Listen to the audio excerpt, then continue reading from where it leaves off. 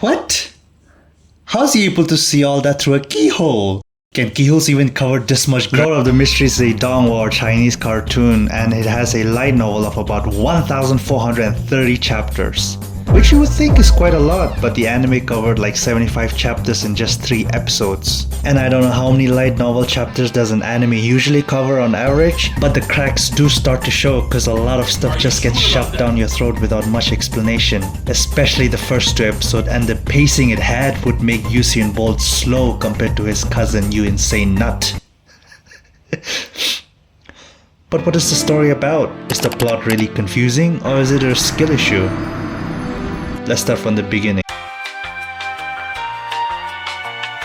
This is the world of Beyonders. By drinking various potions, humans are able to Yeah, I can't be the original. The first episode starts with our main character Zhou Mingrui falling from the sky and gets a glimpse of a biblically accurate angel, and then gets isekai to the worst imaginable place possible. 1340s London. It's Tuesday in a breath. He then wakes up panicked because of the gun on the table and suddenly grunts harshly due to his injuries on the head, which can only be assumed due to a suicide attempt. And the wound mysteriously starts healing, and out of nowhere he hears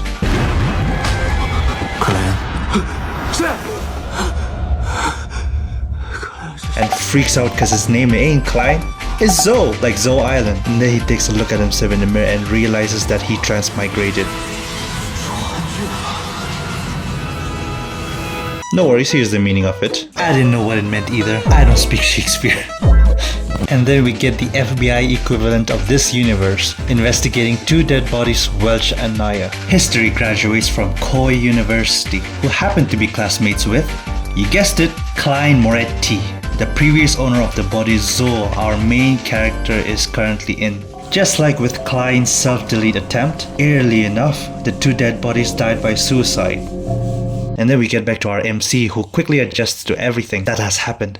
And that's where lies my first complaint. One of my biggest gripes with this story is how Klein just adjusts to everything so quickly. It's not inherently bad for a character to adjust quickly to insane situations, but what takes me out of the story is when the transition from inexperienced soy boy to experienced Giga Chad doesn't feel seamless. I think if we let Klein have more scenes where we see his thought process more and how he decides to make the next move for incredibly new situations, I think episode 1 would have worked amazingly. Like in this case, he wakes up stun locked and realizes he got isekai, and in the next scene we see him just finding out about who Klein is without any reason. We don't see why he decided to do that. And right after this, he just gets used to the fact that he has a sister who he is supposed to never have met, and is able to maintain all of other clients' relations at the same level of friendliness without being caught on by others. There's also this scene where he isn't sure of himself, of whether he is Zhou Mingrui or Klein Moretti, after not even being in Klein's body for 24 hours. I thought he had been in the body for months or something, but no, it's not even a full day since he came here, and he's already questioning his identity.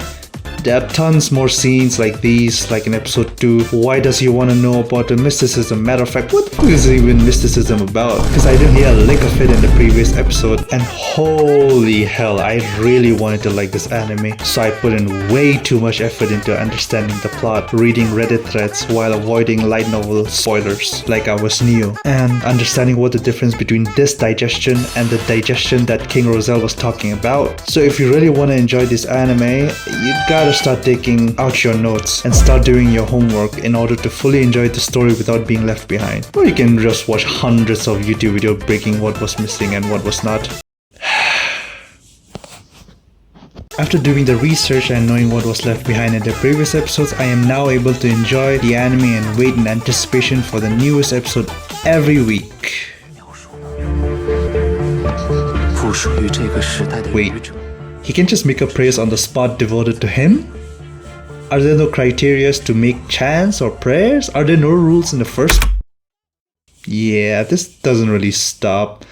So I don't know if I should entertain my own questions about this world and try to understand the stuff that's been mentioned so far, or just turn my brain off and watch the show and have fun at the cool animation like I did with Shangri-La Frontier. Because I really love Shangri-La Frontier. But I just... when they started yapping about item description and whatnot. As a first anime episode, the anime did an abysmal job due to its insanely fast pacing. But somehow, it still retained its popularity. I'm not sure why, but I think it's most likely in large part due to its animation. This is gonna sound very controversial, but I think this anime should not have been carried so hard by animation alone. This doesn't mean that it doesn't deserve to be carried by animation. I'm just saying it should not have been carried so hard by animation alone, because the story potential of this series has is huge.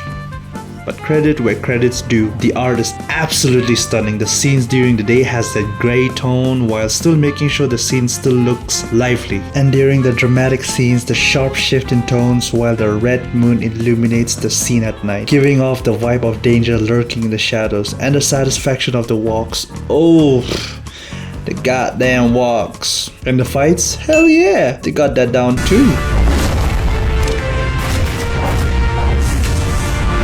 The whole art style of this anime kind of reminds me of this YouTuber who makes these amazing fan animation, Mark Raymer.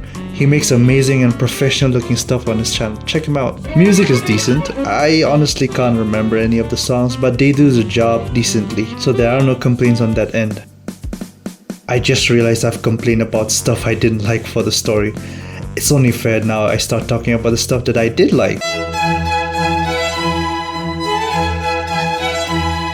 There are aura farming moments too, so that's a plus. We can't have a good anime without farming some aura points. I actually like the world of Lord of Mysteries. For me, it's actually fun to go out of my way and seek answers for my questions. I really like that the light novel reason for MC to start acting out Klein's life is that Klein's memories are now his, and that he has partly abandoned his Asian self, Zo Ming-rui, and has embraced a bit of that Britishness. The most intriguing mystery, the gay fog. The most intriguing mystery, the grey fog, made me super invested in the story on my first watch, so I was already hooked. I love how Klein navigates the world to obtain knowledge about mysticism through trial and error. It's really cool to see. This scene that I initially complained about, I hate it and I loved it at the same time. Hate it because there seems to be no real explanation for how he can just make up prayers, but loved it because he wasn't sure the prayer was gonna work but did it anyways to figure out if it has any effect on the grey fog. Unfortunately, or fortunately, his real goal of wanting to go back home doesn't seem so important, or at least it doesn't feel like it's at the forefront of the story. Because trying to solve the various mysteries in this world is so much more cooler than going back home. Characters are not all that memorable to me. To me, I feel like I have to preface this, but I am willing to have an open mind and stick with the show for a while because the world itself is interesting, but I can't guarantee that I won't check out if they keep cutting content like this. And I think if the production team behind this anime just put in a bit more effort in explaining some stuff in the anime, then the anime would have had a much more positive reception, I feel. By the way, who made this anime? B.CMAY? And they made King's Avatar? You mean the same King's Avatar that had a decent first 2 seasons and a good movie turned to absolute dog shit when season 3 came out because of how much content they cut? You mean that King's Avatar? Yeah, this anime is absolutely cooked.